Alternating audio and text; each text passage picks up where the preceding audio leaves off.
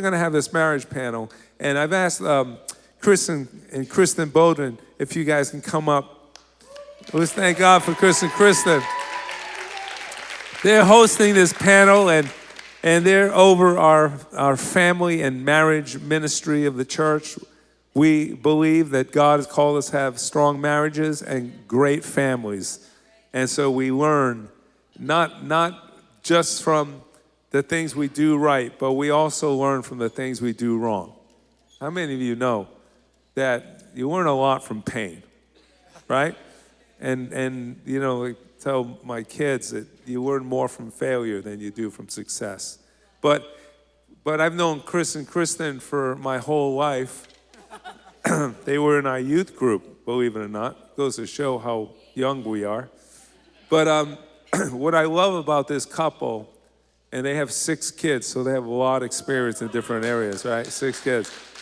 What I love about Chris and Kristen is I've seen them go through tremendous struggles, and they pass the test, and they live by God's word. And so they can teach by practical experience that if you do it God's way, He will get you through anything. You can have victory in your life. You can have a great marriage. And so I thank God for you guys, Chris and Kristen. They're such a blessing to this church. And so they're the hosts today. And I ask you to forgive Chris because his jokes aren't that funny, but he's going to do the best he can. You guys take it from there. I try. Thank you, Pastor Ron. I will say, Pastor Nancy used to say, longevity leaves a legacy. And it is true that you need to stick it out regardless. You want your marriage to be strong, stay planted, get connected, because that is what's going to keep you going. You got brothers by your side, women, you got ladies by your side that are going to be there for you to build you up, to encourage you, and for you to do the same thing for them. We're a family. We're all in this together. So I am so thankful that we get to do life together. So this morning we're going to we're going to have some couples up here, and we're going to be asking them questions, just practical questions that can really give you insight in how to live your life and how to, these may be things that you've been wondering about. These may be questions that maybe have been on your heart.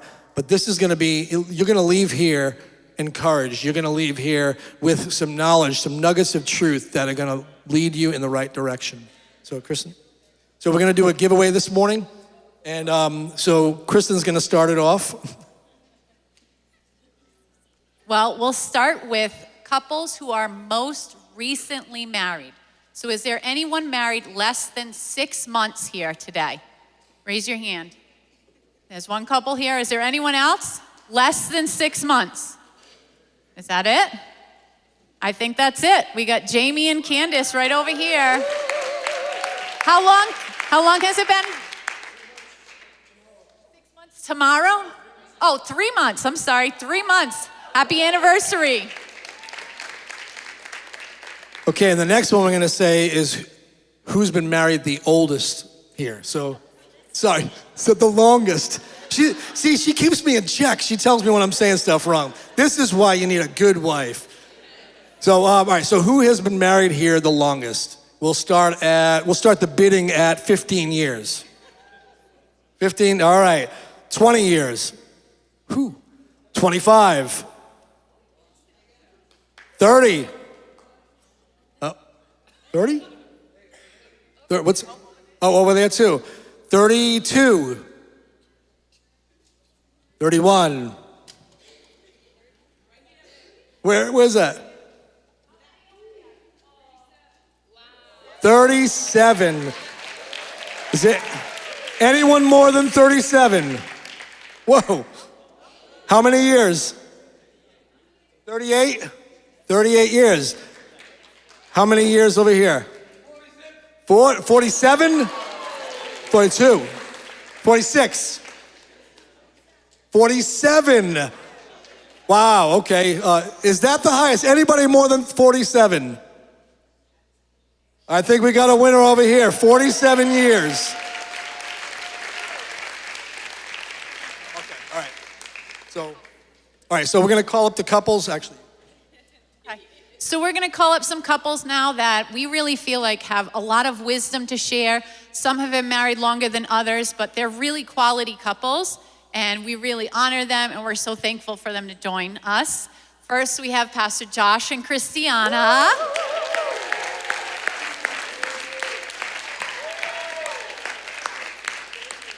Dan and Eva Tamali. And Amanda and Christian Estermera.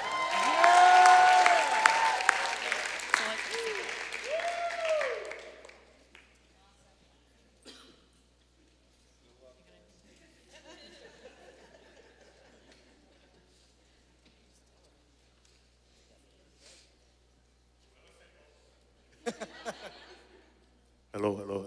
Whoever said good luck should come up here and talk too. Well, thank you for coming up and being a part of this marriage panel this morning. We're excited to hear the knowledge and the wisdom that you have gained over all of these years. The first question we're going to ask is, icebreaker. See? Thank you, God, for a good wife. So we're going to ask each of you, what is your favorite memory from your wedding? We'll start with you, Pastor Josh. Get it right. There's a right answer to this question, so everybody knows. This is a standout memory for me. Actually, was really funny and ended up being a cool experience that we talk about a lot. But I'm a musician, but I have a little bit of two left feet, where it's like you don't really want me to dance. You don't want me to. I'm a little bit rigid sometimes, and we were taking pictures together. And the sun was about to go down, so we were trying to rush to this other part of this field we were in to take pictures, and we're running together, so adorable and happy, and we're running to try to beat the sunset, and I stepped on the edge of her wedding dress as we're running and ripped half of the bottom just completely. The train, get that right. She was so clothed. The whole train of her It's so important. The whole train of her wedding dress just rips off, and a split second that seemed like an eternity was like I was waiting to see how the whole thing went. And luckily, she was so cool about it, and we laughed about it. It was sweet. So I was like, oh, thank God I didn't ruin it on minute one. But that was a good memory. She's still with you. Well, it's just like they say, this, you know who you're marrying. It was not the first time he stepped on me, knocked into me. So I was like, okay, here we go. We're carrying this into marriage. Is that how you met? Yeah. It's so funny. Our photographer was very much so how's this gonna go? What's gonna happen? But it ended up being hilarious. So yeah, I think that was a funny standout memory for me as well. I don't know that I would add to it. That was just good. That was an on-the-spot question. I don't know. You guys go. The whole day was great. We were there. It was a great day. So my name is Dan. My wife Eva. I've been married 9 years now. I would say time flies. I would say probably the best thing, besides obviously my wife and having our friends and family there, was I would say the food. I'm Italian, so one of the most important things of a wedding has to be you have to have good food. We had Los Andes. I know if you're from Rhode Island, everyone loves Los Andes. We had Los Andes. They came and they catered. And yeah, it was just great to be with our family and friends. It was in Jamestown. It was on the water. It was beautiful. It's perfect. I don't know, that is an on-the-spot question. For me, it's a little more so my favorite memory overall, first of all, long story short, I did not want a big wedding, okay? Our wedding was a little too big than what I wanted. I'm a very socially awkward person, so I don't have a fond memory, but no, one thing that was really special to me was just being with my dad, and when we did that first dance, or that father-daughter dance, that was actually the first time I had ever danced with my dad, ever, like that, in front of people, and it was special to me because a lot of you know my dad passed away, a few years after that, and so I'll probably cry. It's a little too early for this, but that was my favorite memory. All right, so my favorite memory is actually how we got married, because it was on a Sunday. I came up to the altar, and I didn't think I needed prayer. So I come up and they ask me, they're like, what you want to pray for today? And I'm like, oh, everything's good, you know, I just want to thank God, everything is going good, you know? Yeah, all right. So one of the guys, the guy that was praying for me, pulled me to the side, and he's like, hey, are you living with your girlfriend? And I was like, yeah. He said, you know, you're living in sin. You got to get right, and you got to get married. You got to treat her like a queen. And I remember that same day, Amanda decided that she was going to leave the house, go with her mother, and she said, you got to take care of this. I'll come back when we get married. And but I remember I called Pastor Ron. I talked to Pastor Ron. I said, can you marry us? I want to do things right. And he was like, you know, when do you want to get married? And I said, you got to do it before Wednesday because I'm not going to be able to hold myself. And he did. Thank God he did. 'Cause I wouldn't know what to do without Mandy. So. I was gonna kind of say the same, just like the intimacy of our marriage, because it was done within like 2 weeks. Pastor Ron and all of us put it together, and it was just church family, my close family, people that barely knew me, buying, what do you call it, flowers, getting the bouquet. Somebody gifted me a bouquet, a dress, like just put everything together in like 2 weeks. And I remember walking down the aisle, and it was barely nobody there, but it was people who knew what we had just went through. People who knew that the Holy Spirit touched us at the altar and said, not in a way like, you're living together, you guys need to stop. No, but like, daughter, I love you, you deserve more. Daughter, son, talking to us out of love. And that just made a difference because I knew everybody there was there because they knew what we had went through, and they were cheering us on, even if they didn't understand. So the intimacy, I feel like, meant the most for me. So some people wait, oh, I need a big wedding, I need all this, like you were talking about, because we as daughters, that's what we want. But then when God, you know, says, no, this is what I want for you, it just, you treasure it so much more. Amen.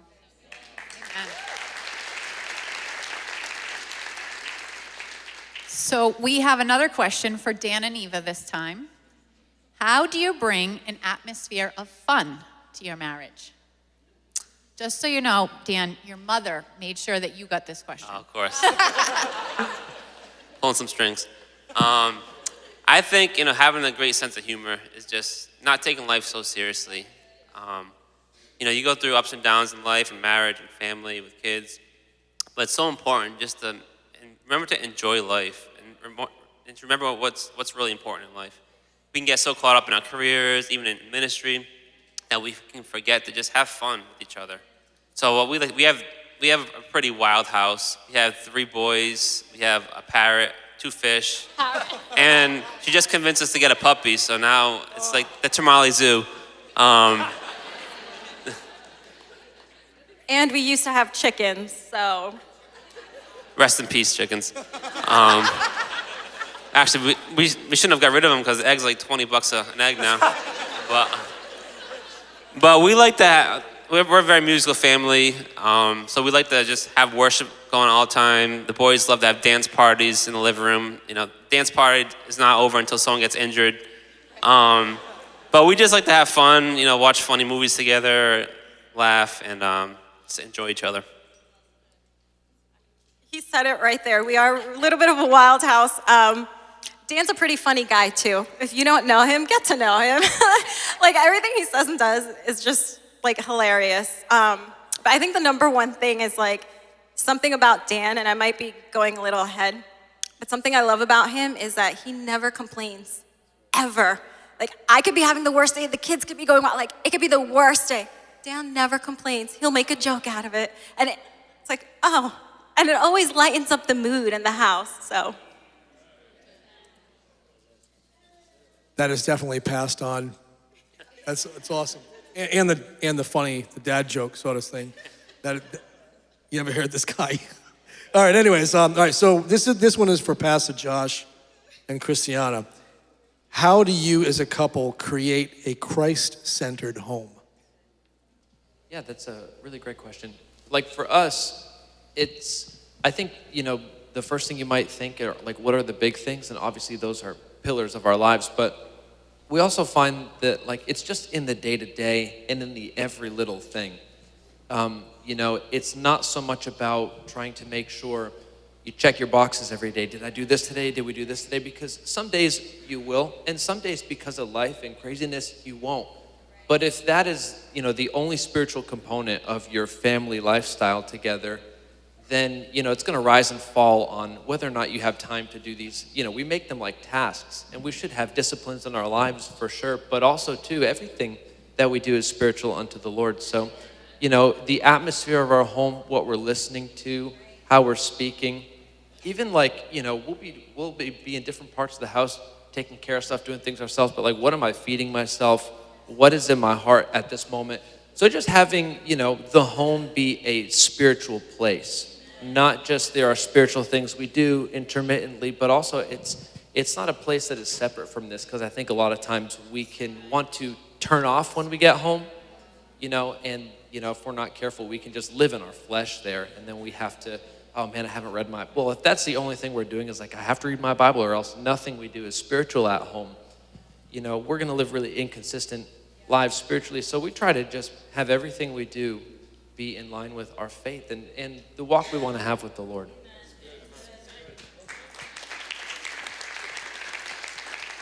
Yeah, just to add to that, I think it's about what you do and also about what you don't do. You know, like how we speak, but also how we've decided we won't speak. You know, what we will listen to and what we won't listen to. What we do watch, what we won't watch. Like what we're not allowing into the atmosphere of our home.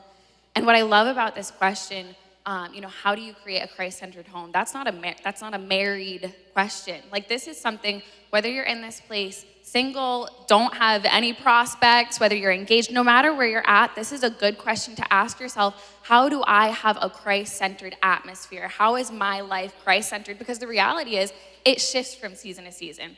You know, we've been married for 10 years, but we just started having kids a few years ago. Up until last week, we had 3 under 3. Now our oldest just turned 3, but it's a wild home as well. And there are things we do try to incorporate like intentionally with our children. And we just got like our 3-year-old son a devotional that we do every day with him. There are intentional things, but it has to shift from season to season. But it started with us as individuals before we were even married. And then when we got married, we had to have a Christ-centered marriage and a Christ-centered home even before we had kids. So I think this is a good question that like no matter where you are in life, ask yourself, like, how do I create a Christ-centered marriage? I think one thing, like if we want to, like, I'll give you guys something practical for me, for us, that we've decided, church is non-negotiable. So we have 3 little kids right now. We tell them everything to do. We tell them what to eat, when they're eating what. So it's easy. Like they're coming with us to church because church is non-negotiable for us. But when they're teenagers, I would imagine, I don't have teenage, you know, kids, but I would imagine it's a little bit tougher. But start now. Make it clear that in your home, if you're single, if you're a young adult, let church be non-negotiable. You know, Pastor Ron said in the first service, every time the door was open, he was in church. When he was a young single, he was going to the married events because he knew, like, I want to get this in my spirit now. Every time the door was open, you know, and that's something that we've decided. I love this building, I love this church, but that's one of the reasons for me. I'm saying, Lord, give us a church building so that we can have the doors open way more often. I want to go to church on a Monday. I want to bring my kids on a Tuesday. I want to bring them on a Wednesday. You know, and I was thinking about that. Like, that's kind of a controversial take nowadays. Like, bring your kids, bring the family every time the church is open. But I'm living proof, and we are both living proof that it was a blessing for us. Our parents brought us to the church every single time the church doors was open. Even when we didn't understand it, we were in the overflow. I would be in the back playing in the chairs while they were going for hours and hours on end in the prayer services. And I didn't even realize at the time, I'm 6 years old, I was in the overflow of the anointing. So by the time I was a teenager, I said, I'm gonna be at church every single time the doors are open. And so make that a point now, no matter where you are in life, let that be a non-negotiable, you know? If soccer happens on Sunday, you gotta tell your kids, we're gonna have to play soccer at a different town that plays it on Tuesdays because we're not gonna miss church so that you can play soccer. Let church be a non-negotiable and watch your family, your children, generations reap the blessing of that. I mean, I completely agree. I mean, I think it's one of those things that you kind of take for granted sometimes, but we're all here because of that same fact. You don't realize how many pastors, how many worship leaders, how many teachers like that are in our midst, like even with our kids, by us doing that, by us saying, you're coming no matter what. Because down the line, I mean, like I said, all of us are a result of your parents' dedication and perseverance, you guys with your kids. So it's a generational thing, and start now. If you're not into that discipline, start it now. If you're a single, then start your discipline with God now. When the time comes, He's gonna bring you by somebody that's gonna have the same thing. So don't set your standards high. So that kind of goes into our next question with Christian and Mandy. How important has the church been for your marriage? This is a two-part question. And do you have quality couples that influence your marriage? So how important has church been for your marriage? And do you have quality couples that influence your marriage? Amen. Super important, because I feel that, when I think of that question, I think about people that are constantly saying they don't need the church, And I have friends like that who I have conversations with, but I always tell them that there's always something in us, even when we're little, that wants a family. That's the reason when I was in the streets, I joined a gang. You kind of go from relationship to relationship because you want to build a family, you want a home, And him as a street preacher, he tells me, I'm okay. I don't need accountability. I don't need a pastor. I don't need nothing. And I tell him, well, when do you get, like when you preach to people and they walk away, where they're walking to? Back to their sin? When do you tell them, hey, God has a family, God has a home, And so that worked for me because I came straight out of prison. And while I was in prison, my wife already had the church family that were building her up, And she would tell me like, hey, they're praying for you. They're doing this, they're doing that. And when it comes to couples, man, there's so many couples like yourselves, everybody here, who impacted my life, I think one of the things I think, Pastor Jared, God, again, when I look at myself, I'm like, man, like God loves me so much. Like I came out of prison and I was living downstairs from Pastor Jared's house. And God loved me that much that He knew that I needed that type of accountability in my life. I needed a church family to really like hold me accountable and ask me, hey, how are you doing? How are you really doing? And He set me up with Pastor Jared, where Pastor Jared, even before church, he'd be like, hey, 6:30 in the morning, we're gonna go to Panera Bread and read the Bible before we even go to church, And I couldn't tell him no because I was downstairs. He knew I wasn't doing it. So,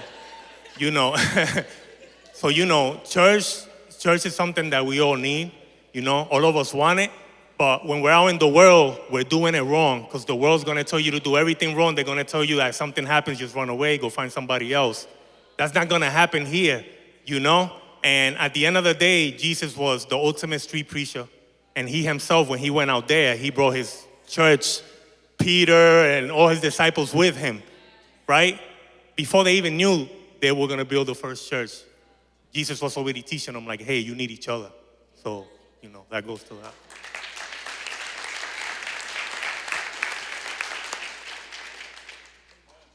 I'm gonna talk without crying, hopefully. Nope, it's not happening.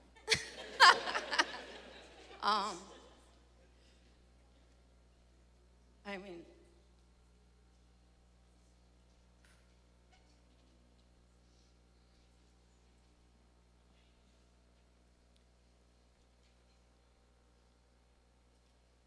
the church gave us a home when we didn't have a home.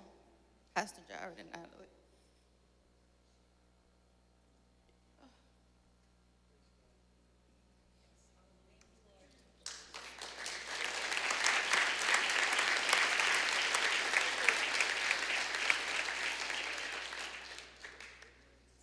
I knew today was going to be heavy because it was a fight to get up here.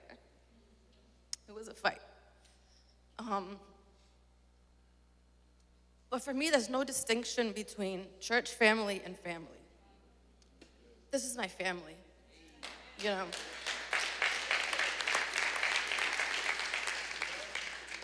There's a problem in my family, and I tell you, it's like warriors just come out of nowhere and help.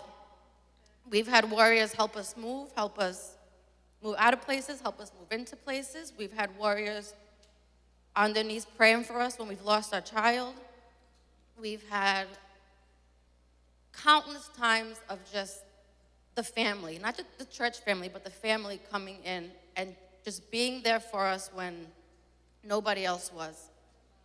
And now we have our kids who are, doing lights, doing all these things, helping out in the church, and you see the youth rising up for them.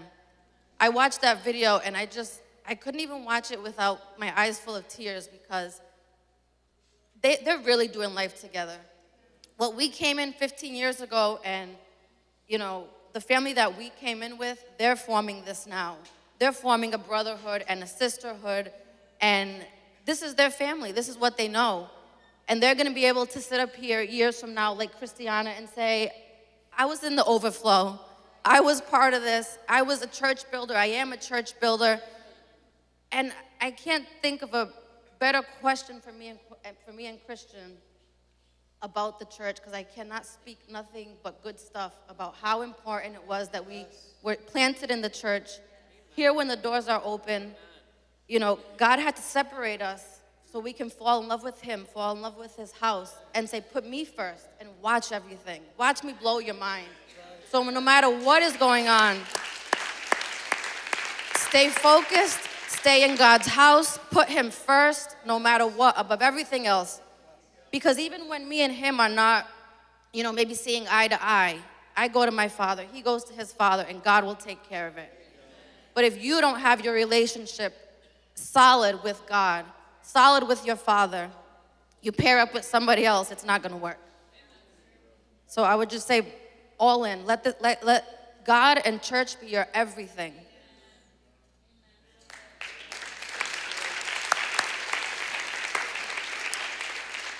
I would just add to the importance, not just of community, but of having leadership in your life that you allow to speak into your life. Chris and I, Pastor Ron mentioned, we've been through a lot of things. We have been in the office of every single one of the pastors multiple times, individually, together, Pastor Nancy probably most of all, and I just felt like she was a mother. Thanks, Mandy. She was a mom to me when I didn't have a mom. My parents were separated. And I needed a Christ-like mother, and she was there for me. So that's why you're in the church, because without those mothers, without those fathers, the spiritual leaders that will speak into you, you surround yourself with people who lift you up, but get a good leader, get in a ministry, get in a crew, so that these leaders can speak into your life the truth that you are not seeing yet. But we would not be here if not for us not only going to the offices of the leadership, but listening to their knowledge. You can go talk to them and listen, but if you don't apply what they're telling you, it's not gonna work. I tell you because we've been there. Pastor Nancy has been a mom to me. We call her mom, not in a disrespectful way, but because it's meant so much to our lives to have her speaking in and telling us, basic things sometimes. Because when you don't have a mom to teach you what it means to have a healthy marriage, you need someone in the church to tell you those things. Whether it's little things, this is what a wife does. This is what it means. Get under a crew, get under a ministry, get under a good leader who you will allow to speak into your life. Because if this is your church, then God's gonna speak through every single leader he's placed in your life.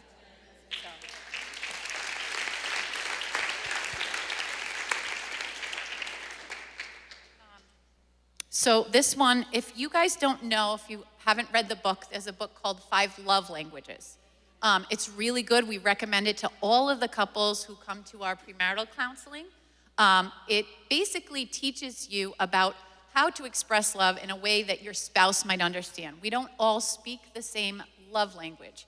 So I think you guys have seen that book. So we're gonna ask Dan and Eva, have you figured out your spouse's love languages? And what do you do to make sure that your spouse feels loved? Okay. I mean, this might be common across most marriages. If you can guess his love language, what is it? Physical touch, okay?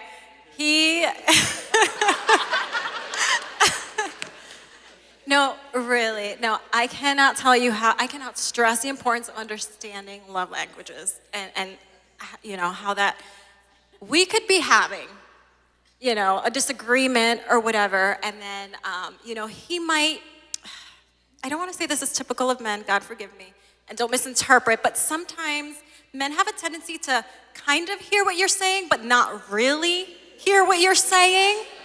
And then it's like, okay, I told you this last week. Da, da, da, da. Okay, next it's not question. coming across.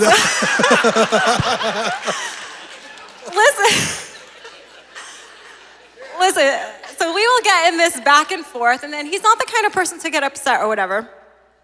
But the minute I do this, and let me just say it's passed down because my father-in-law does this too. There is something about physical touch that all of a sudden, and he's the same way with me. Like, I'll be all worked up. He's like, Eva. He puts his hand on my shoulder, and I'm like, oh, okay. So that is his thing. He enjoys hugs and affection, which I'm still working on being affectionate, but that's his love language. No comment. Oh, let's go. I would say that it did take me a while to figure out her love language. Even after we read the book, I had to read it a couple of times. I had to go to the Spark Notes. But for her, it's really acts of service and quality time, especially around the house. Just practical things, doing the dishes, just being mindful of where things are, and then just spending quality time. We both pretty busy lives with family and kids and work and ministry. It's just so important to be able to find time together. So, she's very type A, so she has everything, labeled. It's another thing I love about my wife. I never have to look for things because I don't even try anymore. I just say, hey, Eva, where is this? And she, it's upstairs the bathroom, second shelf to the left, read the label, And then I'm up there, I'm like, uh-oh. It's not here. So if I find it, But I think it took us a while to learn each other's love language. And especially when you're dating, when you're married, I think it's different when you get married young. You're both maturing. But also when you get married older, you're more established in your life. So you have more creature of habit. Like you do this, you're used to that. So I think it's applicable no matter where your age is, young or old. Just take the time to communicate and really just pay attention and try to figure things out. Because once you learn, what makes her tick, what makes her happy, and vice versa, then it's a game changer. Can I just say, I love what Eva said, like when they're not connecting, that's when she goes, okay, I need to use the love language. Because I know for me, and especially early on, I should say for us, and I think it's common, we read about it, and it's like, oh, now I know my spouse's love language. And it's easy to speak their love language when things are good, but we found that it's helped us more when we're not connected, when things are a little bit tougher, and when you don't want to speak their love language, if we're being honest, it's especially if they're different love languages. But when you're not connected, that's when it's the love language helps even more. Because it's all right, let me connect with you on a way that you're able to connect with me, and then let's work through this together. And that reminds me that, in marriage, you don't need Google because your spouse knows everything. Oh, man. Right? Anyways, sorry. Okay. Come on, redemption. Okay. Let me just say one thing about love languages too. When you've been married a long time, your love languages may change, in different life circumstances. So you need to continue to study your spouse, be tuned into them, reread the book. There's a test online. You can do the test and see where you are. Because sometimes I didn't know. He's like, what do you want from me? I'm like, I don't know. And so, let me take the test and find out. But sometimes you just have to figure out. I don't know how to put it into words sometimes. I don't know what I want. You tell me. You want to do the next one? I'm in the process of rewriting that book. Yeah. So, all right, so here's another light one for Christian and Mandy. What steps do you take to bring yourself to a place of forgiveness or apologizing? You gotta ask me that? So for me, when it comes to, asking Amanda, for forgiveness. I realized first that I have to first make sure I go to God, get along with Him, make sure that I ask Him for forgiveness. Second, I have to forgive myself, understanding that I'm human, I'm not perfect, I have a perfect God that I can spend time alone with and say, God, like, this is what happened, Doing that before asking her for forgiveness is important because sometimes she's not ready to forgive. Sometimes she needs her space, sometimes she needs time, and, it helps me get things right, get right with God, get around the right people, so that while I'm doing that, God is helping her heal.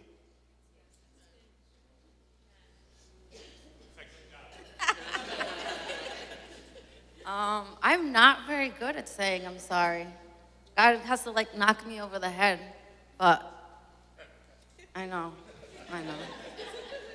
I'm Puerto Rican, I'm from Johnston, I have all the things of I'm a Puerto Rican from Johnston, it's very hard, I know I have all the odds stacked against me. It's not my fault. I feel I don't know, as I get older, Christian is so much more gracious with me. Sometimes I think he just knows she needs a minute because she's a little out there right now. But I think we just know each other. Someone had said in the 9 a.m. panel, as you've been married for a long time, together a long time, you know what makes that person tick. And if you say it, you said it on purpose because you already know that person. You knew that was gonna set him off. So we are really good at just coming together and coming to God first, like he said, but just coming together and knowing we are imperfect.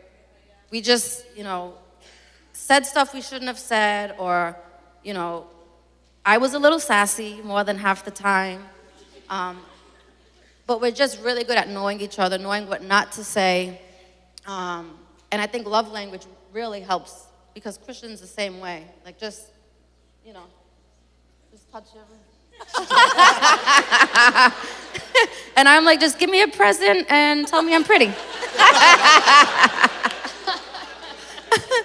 But newly married, I would say give it time. Be gracious with each other. Go to God first. Forgive yourself because I'm really big at why did I just say that? Why did I do that, man? Do you know better? And we're human. We don't know better. Go to God. Get on your knees. And just be patient. Be patient with each other. That's the biggest thing. Especially as you're married longer, you just get to know each other, your quirks, all the things. So. We'll finish up with this last question for Pastor Josh and Christiana. Have there been things that you've added to your marriage that have helped over the years? What have you learned? That have helped. Can you ask that one more time? Have there been things that you have added to your marriage? Habits, maybe date nights, kids going to bed early as a rule. What have you added to your marriage from the beginning till now? I think on my account, I would say that it's not so practical, but it's definitely just more of an understanding and try to add an awareness to where my wife is at. And even just, I think one of the things for me, again, that I'll go back to is something that I feel like God is always trying to help me learn and teach me is that it's just really subtracting opportunities for my flesh to get in the way. Again, it's so easy for us for whatever reason to want to turn off when we're home. And I have to really make sure that when I'm home, I check in. And she helps me with that. There are so many times when it's even I'm home but I'm thinking about something else. Or I'm on my phone for no good reason at all, and I don't realize it. And she has to say, hey, you got to check in. So sorry, I'll put this away. Or hey, let's make time to just, not just, not just kind of go through the motions because we got, everybody has so much going on in their lives and their day, but I'm just trying to add in time where it's okay, let's quiet all that stuff. And even we're hey, listen, we're always going to have stuff to do.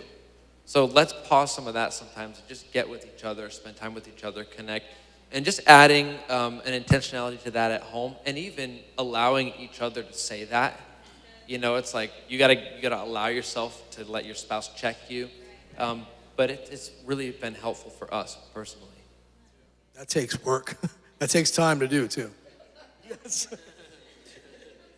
You know, I think a lot of what we've talked about here has helped. We got married really young. So we got married at 21, and I remember thinking, like, for the first few years, we just tried to make it seem like we were doing great and we were doing it on our own, and not allow, or we would like say, like, we would talk about this, but not that with people, or this.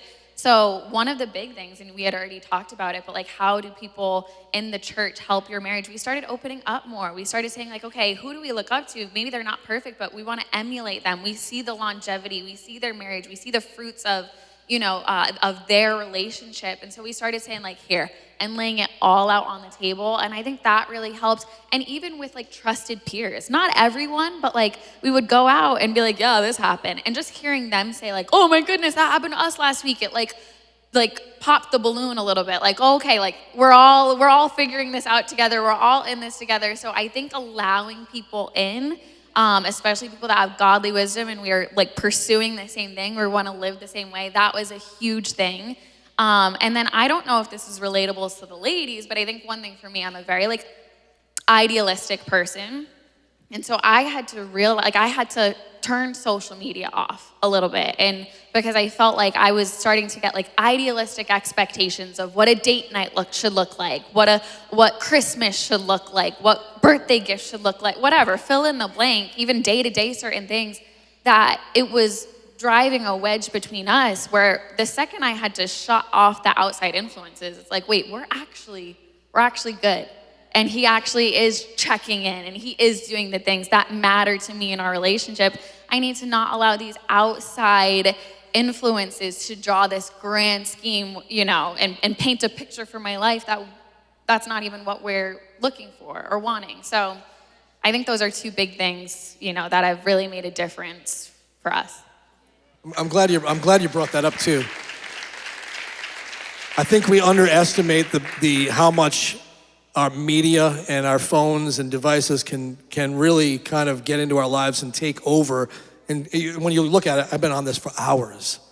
You know, and when you realize I could have been spending time with my wife, or we could have been doing something else. So that's awesome. I'm glad you brought that up. I mean, and just one last thing. You know, marriage is just like texting each other. Do we need anything from the store for the rest of your life? So, anyways, all right. All right, so we let Pastor Ron, if you could make your way up. We thank you very much for sharing today.